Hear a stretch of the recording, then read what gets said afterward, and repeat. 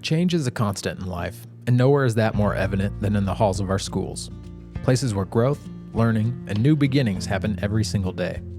Recently, I had the privilege of sitting down with 3 remarkable leaders from the Chehalis School District. Principals who have poured their hearts into shaping our students, our staff, and our community. As the end of the school year draws near, they're each preparing to turn the page and step into the next chapter of their journeys. These aren't just farewells, they're celebrations of legacies built, challenges met, and the quiet, steady impact of showing up for kids day after day. So join me as I talk with Brenda Pohlman, Rachel Dorsey, and Chris Simpson, 3 educators who have left their mark on Chehalis and who are now ready to share their reflections, their stories, and maybe even a glimpse of what's ahead. Let's dive in. Looking back on your career, what has been your most rewarding experiences as a principal, and how has it shaped the school environment? There's so many things that a principal experiences that are rewarding. Being able to support teachers, because supporting teachers with professional growth helps them become better in the classroom. Teacher efficacy is so important for kids. And having that collaboration and communication with all the staff members to do what's best for kids, because in the end, that's what we're all here for. I would say the most rewarding experience for me is bringing people together for a purpose to positively impact students academically, socially, and emotionally. And for me, that has so many buckets. When you're overseeing over 650 students and staff and connecting with parents and seizing those opportunities to bring people together, it's just been so much fun. I think the biggest thing is always just students. Think back to the number of students who've come through here, and then the best is when they come back. We'll do an alumni panel and they get to share all the things that they're doing now. You know, we have teachers and nurses, we have engineers, we have several folks are already climbing the ladder in the military, and then climbing poles as electricians and different things like that, to see them succeed in whatever path they've chosen, that we got to be a part of that. What do you consider to be your greatest legacy or accomplishment during the time at the school? And what impact do you hope it leaves? The first thing that comes to mind is the spirit of aloha. And simply put, it's just being present with somebody and the breath of a spoken word or words that comes from the heart. For me, it's just a very important way that, you know, you're greeting somebody with respect, being honest in your words, and having that unity. Here at Lintott, we're not just family, we're ohana. My hope is that people remember that and carry that within them. So in the face of adversity or maybe a challenging situation, just remember we all are walking together, and just to have that love, that spirit of aloha. This is a difficult question because it's not about me, it's about us. But my greatest goal is that we gave students hope, that we believed in them. We believe in them now, and we believe in their future, and that will transfer over. We believe in the power of yet. And you may not be there yet, but we believe you're going to get there. So that is a legacy that I hope that I and we have passed on, is giving our students hope for a great future. Well, the easy answer is the morning announcements, because I could be anywhere in town, I could be in the grocery store or anywhere, and I can hear, "Simpson, make it a great day or not.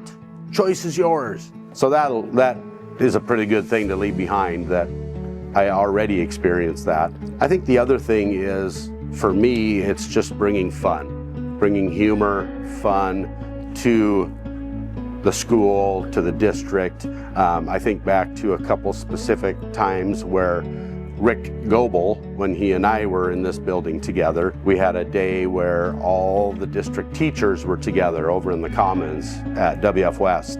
And he and I did a Hans and Franz skit from Saturday Night Live, tailored to the theme of that, which was awesome. And then not too long ago, my co-pilot here, Heidi, we did a Jamie and Flo from Progressive skit with the same audience, and then tying in the progressive to the progress students moving forward. And then just here, I give Heidi lots of credit for the themes that we do every year. So those are kind of the main things that I think kind of leave behind, and that leaves some pretty good memories. What were some of the biggest challenges you faced as a principal, and how did you overcome them to create a positive learning environment? Every day there's challenges in school, whether it's technology, curriculum, new initiatives. Navigating change is challenging. A few years back, COVID, big challenge, kind of was unprecedented for what we moved forward on as educators. That was huge. And the resilience that the staff had was incredible. That was a door for opportunity to make something that was very challenging, that we were able to come together and communicate, collaborate, and do what's best for kids. Because at the end of the day, that's what we're going to do. Well, right off the top, the biggest challenge for me was COVID, and coming out of COVID and those ongoing remnants that we're dealing with, and again finding resources and working together as a staff to build our student skills, and just being reminded how important those face-to-face relationships are, and being so grateful that we get to do that, not only with our students but also with our parents and our community partners. You know, that was a huge challenge, but the impact of relationships is so powerful and so important in our work. For me, I tend to be a pretty positive person, so negative stuff, negative interactions, those are difficult for me, and that could be students, parents, staff. But the thing that I learned is everybody comes into the building every single day, and that's students, all of our adults, myself, come in every single day with a story that nobody knows about. So really just being respectful of what people are carrying into the building every day may affect how they act, how they speak, how they interact with others, and sometimes it's negative. And a lot of times it isn't personal towards me. And those are the things that you have to learn over some time. What advice would you give the next generation of school leaders in maintaining and improving the quality of education? Prioritize self-care. You can't be resilient unless you take care of yourself. And modeling what self-care looks like to your staff is so important, because they also need to know it's okay to step back. It's okay to take care of yourself, because if you don't, you're not going to be there for the kids, and that's what's most important. Make sure that teachers are getting their professional growth to grow themselves as leaders within the school, within their classroom, within the district. Make sure those opportunities are available for the staff.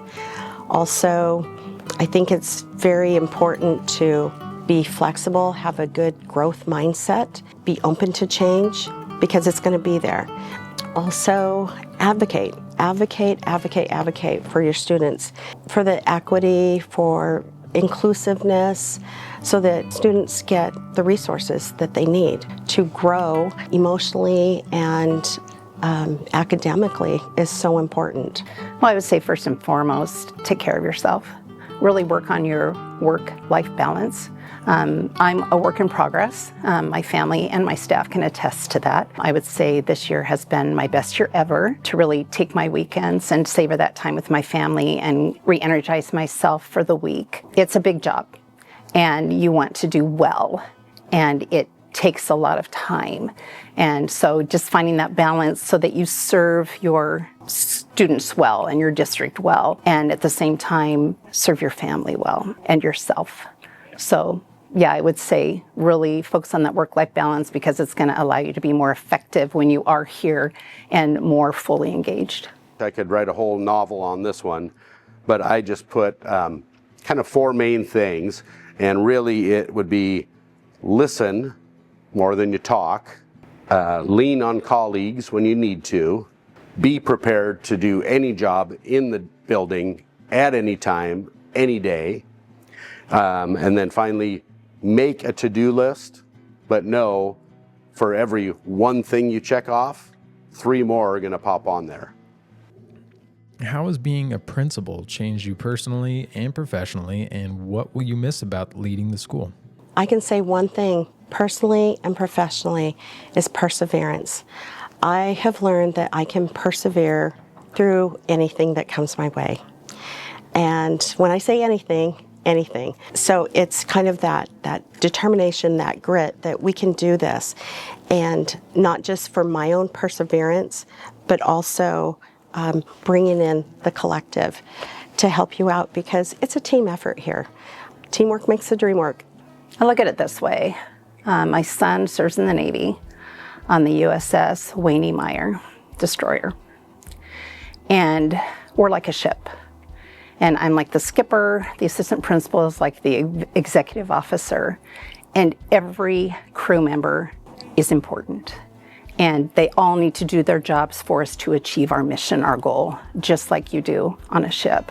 And when someone's missing, it impacts the entire workings of the ship. Just valuing every single person and the role they play. And I think that is for me, personally and professionally, because I, more than ever on a personal side, appreciate so much how supportive my family is, because they have made sacrifices for me to be in the role that I'm in, and they know how committed I am and how passionate I am about doing right by kids. I can picture myself the last day of school out on the bus line waving goodbye to those kids for the last time, and I'm going to need a box of tissue.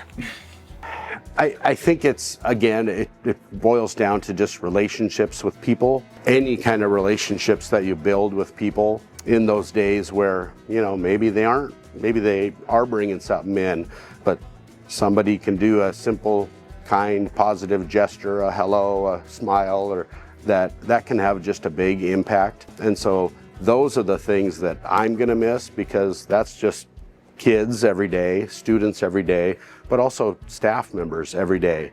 And so walking in the morning and hear what happened this weekend and how this all went and what did you do, and oh my gosh, yay, there's a new baby. And that's what I will miss.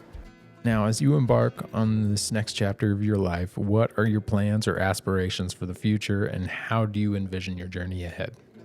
First and foremost, I'm going to focus on me, take care of my health, because really I'm going to be preparing for my journey ahead. Just like students here at Lintott, preparing for the journey ahead. So preparing for my journey, taking care of myself. My husband, who's been retired, has a lot of travel plans, ideas going on in his head, and he's ready to start traveling. Spending time with my grandkids, taking more time to do the things that I love doing, but would love to do more of, like baking, the gardening, getting back into photography, and exploring new things to do. So the things that I'm going to miss most here is the Lintott Ohana. They're my family too. Sometimes when I'm coming to work, I'm saying, okay, I'm going home, or welcome home. And just seeing the kids, their wonder, their excitement when they learn something, conversations that you have with people, and getting to know people and supporting them through their education journey. Well, education's in my veins, so I see myself continuing to mentor and provide professional development in my journey ahead. They say you've got a book in you, and I do. My roots are as a reading specialist, and I really believe in the power of impacting students' awareness and learning through reading. So right now I'm in the process of creating my first children's book and looking to publish that this summer. So watch for that. But that's something I've had a desire to do for years. And I want to give a shout out to Haley Karnofsky, one of our staff members, who has done that. And she's just championed me on that. You know what? I've had a book in me for a long time. It's time. Honing my skills as a grandparent and just cherishing the time with my husband and family. Well, I think some folks here know that home to me is Rainier, Minnesota, way up on the Canadian border. That's where, I'm going to go back to be with some family, really, that my hope is, it isn't that I'm excited to leave here, because that is not the case, but excited to be with some family who maybe need some extra help, and then maybe find myself back in a 5th grade classroom. Now, before we wrap things up here, is there anybody you would like to thank? I want to thank everybody. I thank the kids who walk through the door every day, the teachers that I've worked with over the years. Gets me a little bit emotional because there's so many good memories that I have. I want to thank the Chehalis School District for the support, the trust that they've given me to help lead the leaders in this building, and then also the families that entrust all of us that bring their kids here to Lintott.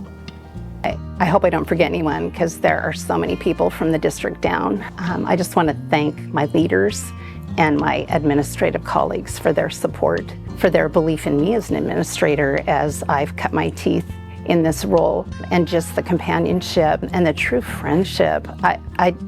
I'm hearing it's very unique. We truly love each other. We really care about each other as administrators, and even at the building level, it's a family. And I just thank the staff for their trust and for their teammanship. I'm very collaborative, and I know that we are better when we work together. And I just want to thank our entire staff. I mean entire staff. There's about 85 of us total, from our kitchen crew to our custodians to our classified staff to our certificated staff. We've all come together with the mindset of kids matter, and we can be that person. We never know who we can be that person for at any time. And just for all of them jumping in and understanding the importance of supporting kids and building relationships with kids. I want to thank our community for investing in our kids. It's mind-blowing. We wouldn't have these beautiful schools if it wasn't for our community. I want to thank the kids for how much fun it is to come into the classrooms, and our teachers for all the work that they do. They all know it's my happy place to just walk through the classrooms. They know that if I'm having a hard day and I'm giving myself a break, I go through the classrooms and I just spend time just observing and seeing how impacting our teachers are and how joyful our students are working with them. And it just recalibrates me, and I'm ready to go on. I really want to thank PTO for their partnership. They work really hard, and that's been a growing piece for me because I hadn't appreciated all the workings of PTO, and I love how they're willing to understand the workings of our schools too, as that relationship has evolved, and just the parents that are involved with that, and their desire to make a difference for kids and provide opportunities, and I'm so grateful for that. And of course, back to my family. I am so incredibly grateful for my children and my husband and my extended family, my parents.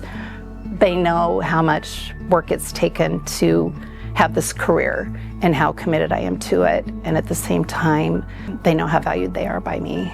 And just to know that they understand how challenging it can be to find the time. And yet they champion me on, and they're understanding when I call and say, it's going to be another hour. I have some surprise situations that came up, and they understand. They may not always like it, but again, they appreciate and support the work I do, and I can't thank them enough. It's been really good to reflect just in this moment all the good things that are going on in this district. And yes, there's challenges, there always are, but at the heart of it, it is about the kids, and I'm really blessed to have had that opportunity to be a part of it. The several most influential people for me in my time in Chehalis, Ed Rofflin, who was our former superintendent, learned so much from him about leadership. Rick Goebel, who is our current superintendent, had the real pleasure of working with him in the building here for 5 years. Tricia Smith, who's our assistant superintendent, just so knowledgeable, and I probably gets tired of me calling her for advice. And then most of all is Heidi Fagerness, my assistant principal, is the most awesome person in the whole world, and I learn from her every day. So, yeah. And there you have it. 3 incredible voices, 3 unique journeys, all woven into the fabric of the Chehalis School District. As Brenda, Rachel, and Chris step away from their roles, they leave behind more than just memories. They leave a legacy of dedication, resilience, and care that will echo through these schools for years to come. Change can feel bittersweet, but it's also a chance to celebrate what's been and to look ahead with hope. To these principals, we say thank you for the long days, the tough calls, and the countless ways you've shaped our community. And as they move on to new adventures, we wish them all the best, knowing the impact they've had here will never fade. Thanks for watching, and here's to new beginnings for them and for all of us.